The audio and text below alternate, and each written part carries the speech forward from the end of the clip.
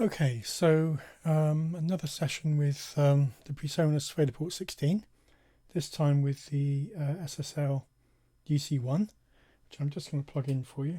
It's rather odd because, like the UF8, it doesn't have an on-off switch, so you have to actually plug it in yourself, which is what I'm doing now, down on the floor. But I figure it's worth it for the light, so if you haven't seen it before.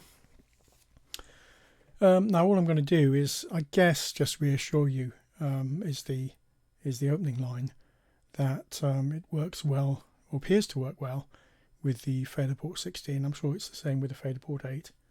It's based on standard plugin architecture, and you can see up on the screen I've got the bus compressor 2 and channel strip 2, which come with the UC1, and they're all set up on the mixer, which you might be able to make out.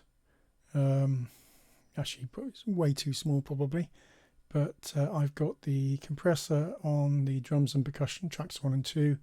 I've got a channel strip on every other strip there, every other track.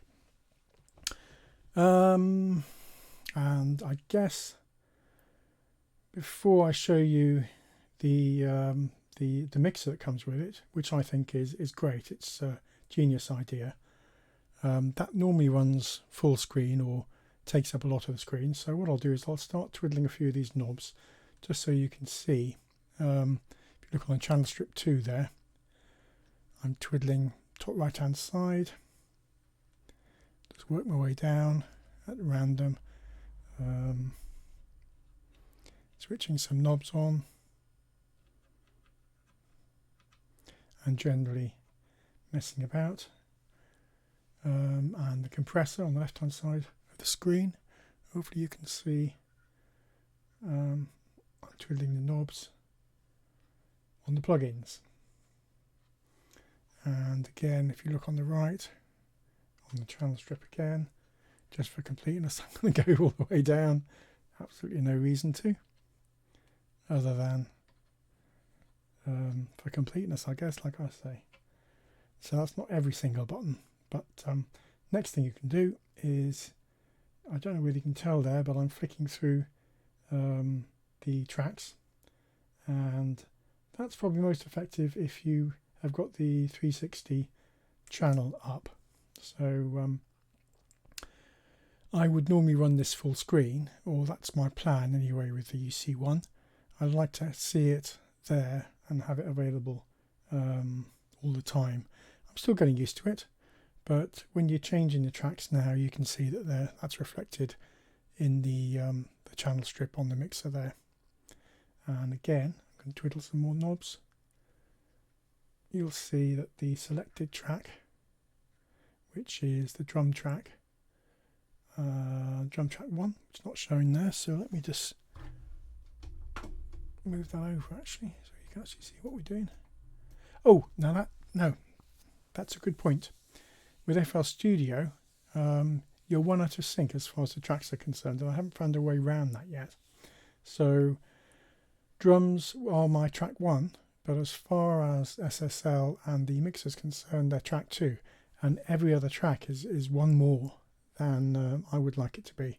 And as I say, that's down to the way FL Studio works, because it reserves the lower tracks for master track and current track. So I don't know if there's a workaround for that yet. It's not something I've really been too worried about, but I know it's something I will have a look at it and see what can be done. But if we go back, you can probably see I'm on the drum track, and in fact, if I select any of the other tracks, I can do the same thing now with the UC1, and I can also at any time get my mouse and change any of these tracks. And I'm lucky enough to have a touchscreen, and I can do the same on a touchscreen, and there is another video dedicated to the touchscreen and the UC1 if it's something you're interested in. I would normally zoom in, because then you can actually see what you're doing. You get the readings the readings for each of the knobs, and makes things a lot clearer.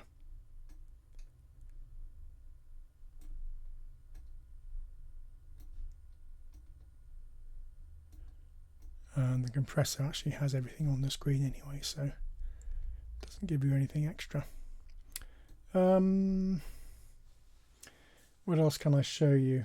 I've got a separate video covering the UC1 and the UF8 with this mixer strip, not with the Faderport 16, but it actually works exactly the same. So I guess really all this video is about is just reassuring you that if you are thinking of getting the SSL UC1 and you've got a Faderport 8 or 16, you're probably going to be okay. I mean, you know, you should have been okay without having the reassurance, but it's always nice to see that someone else is using it and is happy.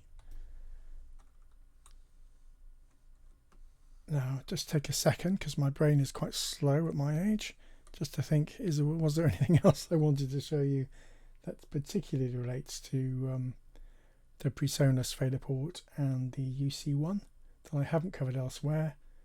Nothing springs to mind, but as soon as I hit the button to stop recording, I'll probably think of something. But if there's something you think of and you want to ask a question, leave me a comment. Leave me a like as well if you enjoyed the video. And thanks very much for your time.